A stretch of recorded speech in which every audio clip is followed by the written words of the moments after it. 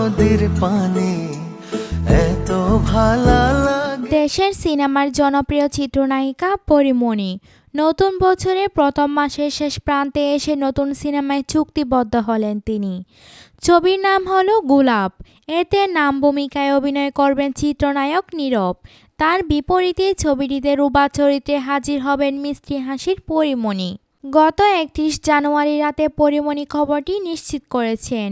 ছবির পরিচালক শামসুল হুদাও জানান, পরীর সঙ্গে সিনেমাটি নিয়ে চুক্তিবদ্ধ হয়েছেন তিনি। সবকিছু ঠিক থাকলে চলতি মাসের শেষের দিকে সৈয়দপুর বিভিন্ন মনোরম লোকেশনে সিনেমাটির দৃশ্যধারণের কাজ শুরু হবে। পরীমণি বলেন, গোলাপ একটি অ্যাকশন থ্রিলার ধর্মী সিনেমা। অনেক দিন ধরে এই ধরনের গল্পের সিনেমায় কাজ করা হয়ে উঠছে না। সিনেমার গল্পে রূপা নাচবে, প্রেম করবে, এমনকি পাইটু করবে।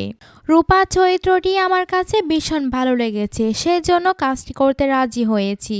সিনেমাটির গল্পে নানা ধরনের টুইস্ট আছে। আশা করছি ছবিটি সুপারহিটও হবে, কারণ এখন দর্শক এই ধরনের সিনেমাই দেখতে ভালোবাসেন। নীরব বলেন, পরীমণি আমাদের ইন্ডাস্ট্রির অত্যন্ত আলোচিত এবং মেধাবী একজন অভিনেত্রী। পর্দায় তার অভিনয় সৌন্দর্যের অনেক প্রশংসা হয়। তার সঙ্গে কাজ করা হয়নি আমার, এবার সেটা হচ্ছে। আশা করছি জমজমার রসায়ন দর্শককে উপহার দিতে পারবো আমরা। পরীমণি অভিনীত ওয়েব সিরিজ রঙ্গিলা কিতাব মুক্তি পেয়ে বেশ আলোচনায় এসেছে। এতে পরীমণিকে সুপ্তি চরিত্রে অভিনয়ে দেখা যায়। গেল 17 জানুয়ারি কলকাতায় মুক্তি পেয়েছে পরীমণি অভিনীত সিনেমা পেলোবক্সি। ছবিটিতে তিনি লাবণ্য চরিত্রে অভিনয় করে কলকাতার দর্শকের নজর কেড়েছেন।